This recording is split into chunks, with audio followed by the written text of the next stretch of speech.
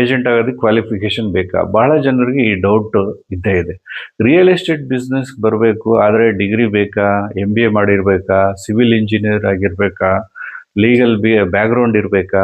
ಮೊದಲು ಒಂದು ವಿಷಯ ಕ್ಲಿಯರ್ ಮಾಡ್ಕೊಳ್ಳೋಣ. ರಿಯಲ್ ಎಸ್ಟೇಟ್ನಲ್ಲಿ ಸಕ್ಸಸ್ ಆಗೋದಕ್ಕೆ ಡಿಗ್ರಿಗಿಂತ ನಾಲೆಜ್ ಇಂಪಾರ್ಟೆಂಟ್. ಕಮ್ಯುನಿಕೇಷನ್ ತುಂಬ ಮುಖ್ಯ, ಟ್ರಸ್ಟ್ ಮುಖ್ಯ, ಈ ಕನ್ಸಿಸ್ಟೆನ್ಸಿ ಇಲ್ಲಿ ಮುಖ್ಯ. ಆದರೆ ಈ ಪ್ರೊಫೆಷನಲ್ ರಿಯಲ್ ಏಜೆಂಟ್ ಆಗಬೇಕಾದ್ರೆ ರೂಲ್ಸ್ ಗೊತ್ತಿರಬೇಕು. ರೇರ್ ಆಗಿ ಒಳಪಡುವ ಪ್ರಾಜೆಕ್ಟ್ನಲ್ಲಿ ಕೆಲಸ ಮಾಡುವಾಗ ಅನ್ವಯಿಸುವ ರಿಜಿಸ್ಟ್ರೇಷನ್ ಮತ್ತು ರೂಲ್ಸ್ಗಳನ್ನು ತಿಳ್ಕೋಬೇಕು. ಪ್ರಾಪರ್ಟಿ ಡಾಕ್ಯುಮೆಂಟ್ಸ್ ಬಗ್ಗೆ ಬೇಸಿಕ್ ನಾಲೆಜ್ ಇರಬೇಕು. ಸೇಲ್ ಡೀಡು, EC, ಖಾತಾ, RTC, layout approval, agreement, registration basics, ಇವುಗಳ ಬಗ್ಗೆ ಕನಿಷ್ಠ ಬೇಸಿಕ್ ಅಂಡರ್ಸ್ಟ್ಯಾಂಡಿಂಗ್ ಇದ್ದರೆ ಸಾಕು. ಯಾಕಂದರೆ ಕ್ಲೈಂಟ್ ನಿಮಗೆ ಕೇವಲ ಪ್ರಾಪರ್ಟಿ ಪ್ರೈಸ್ ಎಷ್ಟು ಅಂತ ಮಾತ್ರ ಕೇಳೋದಿಲ್ಲ. ಡಾಕ್ಯುಮೆಂಟ್ ಕ್ಲಿಯರ್ ಇದೆಯಾ, ಪ್ರಾಜೆಕ್ಟ್ ಅಪ್ರೂವಲ್ ಆಗಿದೆಯಾ, ಲೀಗಲ್ ಇಶ್ಯೂ ಏನಾದರೂ ಇದೆಯಾ, ಇನ್ವೆಸ್ಟ್ಮೆಂಟ್ಗೆ ಲೊಕೇಶನ್ ಹೇಗಿದೆ ಅಂತ ಕ್ವಶನ್ ಕೇಳ್ತಾರೆ. ನಿಮಗೆ ಆನ್ಸರ್ ಗೊತ್ತಿಲ್ಲ ಅಂದರೆ ಗೆಸ್ ಮಾಡಬೇಡಿ.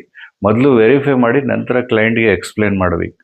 ಮತ್ತೊಂದು ದೊಡ್ಡ ಏನು ಕ್ವಾಲಿಫಿಕೇಷನ್ ಇದೆ ಅದು ರೆಪ್ಯುಟೇಷನ್. ಒಂದು ರಾಂಗ್ ಕಮಿಟ್ಮೆಂಟು ಒಂದು ಡೀಲನ್ನು ಕೊಡ್ಬೋದು, ಆದರೆ ಹಾನೆಸ್ಟ್ ಅಡ್ವೈಸು ನಿಮ್ಮ ಲೈಫ್ ಟೈಮ್ ಕ್ಲೈಂಟನ್ನು ಕೊಡುತ್ತೆ. ರಿಯಲ್ ಎಸ್ಟೇಟ್ ಏಜೆಂಟ್ ಆಗಬೇಕು ಅಂದರೆ ಮಾರ್ಕೆಟ್ ನಾಲೆಜನ್ನು ಬೆಳೆಸ್ಕೋಬೇಕು, ಲೀಗಲ್ ಬೇಸಿಕ್ಸ್ ಕಲೀರಿ, ಕಮ್ಯುನಿಕೇಷನ್ ಇಂಪ್ರೂವ್ ಮಾಡ್ಕೊಳ್ಳಿ, ರೂಲ್ಸ್ ಫಾಲೋ ಮಾಡಿ, ಕ್ಲೈಂಟ್ ಟ್ರಸ್ಟನ್ನು ಅರ್ನ್ ಮಾಡಿ. ನೆನಪಿಡಿ, ರಿಯಲ್ ಎಸ್ಟೇಟ್ನಲ್ಲಿ ಪ್ರಾಪರ್ಟಿ ಮಾರೋದಕ್ಕಿಂತ ಮೊದಲು ನಿಮ್ಮ ಕ್ರೆಡಿಬಿಲಿಟಿ ಬಿಲ್ಡ್ ಮಾಡ್ಕೋಬೇಕು.